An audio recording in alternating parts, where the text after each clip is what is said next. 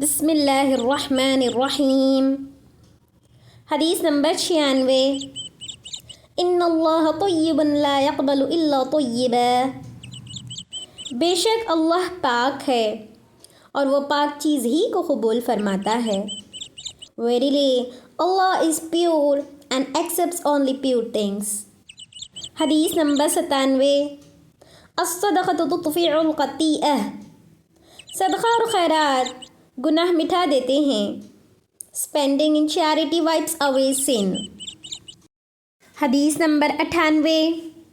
الکلمۃ الطیبۃ صدقہ۔ اچھی بات کرنا صدقہ ہے۔ Saying something pleasant is also a form of charity۔ حدیث نمبر 99۔ تمیت العذى عن الطریق صدقہ۔ راستے سے تکلیف دہ چیز ہٹانا بھی صدقہ ہے۔ Removing anything which causes harms from the way is charity۔ حدیث نمبر 100۔ لا تحقرن من المعروف شیئا۔ کسی اچھے کام کو حقیر مت سمجھو۔ Do not belittle any good deed۔ حدیث نمبر 101۔ اتقوا النار ولو بشق تمرہ۔ آگ سے بچو اگرچہ کھجور کا ایک ٹکڑا ہی دے کر ہو۔ Fear avoid the hellfire even if it is be by a piece of date by giving it in charity۔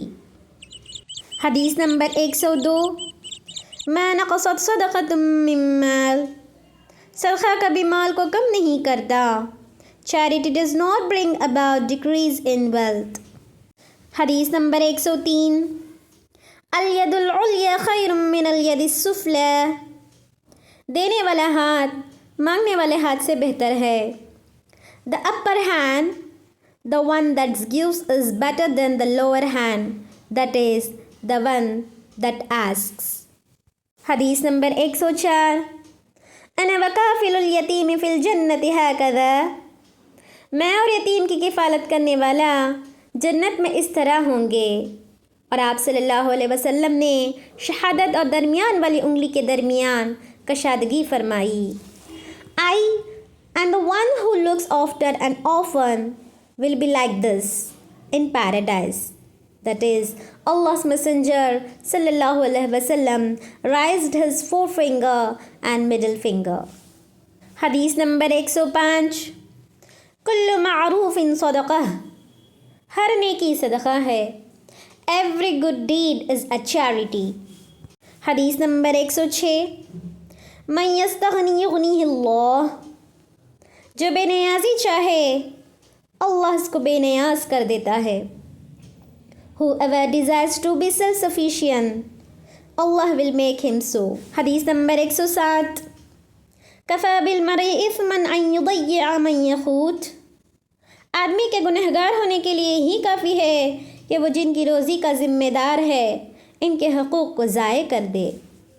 It is enough for a person to be a sinner that he does not fulfill the rights of the one he is in charge of۔ حدیث number 108۔ اعطی کل ذی حق حقہ۔ ہر حق والے کو اس کا حق دے دو۔ Give everyone his due right۔ حدیث نمبر 109۔ رحم اللہ رجلا سمحا اذا باع و اذا اشترى و اذا اقتضى۔ اللہ اس شخص پر رحم فرمائے جو بیچتے، خریدتے اور قرض اصول کرتے وقت نرمی کرتا ہے۔ May Allah have mercy on a person who is easy and courteous when he sells, buys or asks for the payment of his dues۔ حدیث نمبر 110۔ الحلف منفقۃ للسلعہ ممحقۃ للقصب۔ قسم کھانا مال کے زیادہ بکنے کا سبب ہے لیکن کمائی کی برکت مٹا دینے کا ذریعہ بھی ہے۔ The swearing by the seller may increase the sales of goods but ultimately deprive the blessings of Allah۔ حدیث نمبر 111۔ لعن رسول اللہ صلی اللہ علیہ وسلم آکل الربا وموکلہ۔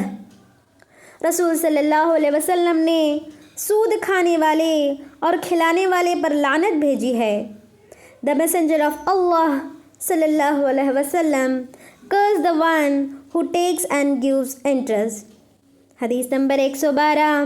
من غش فلیس منی۔ جو دھوکہ دے وہ مجھ میں سے نہیں.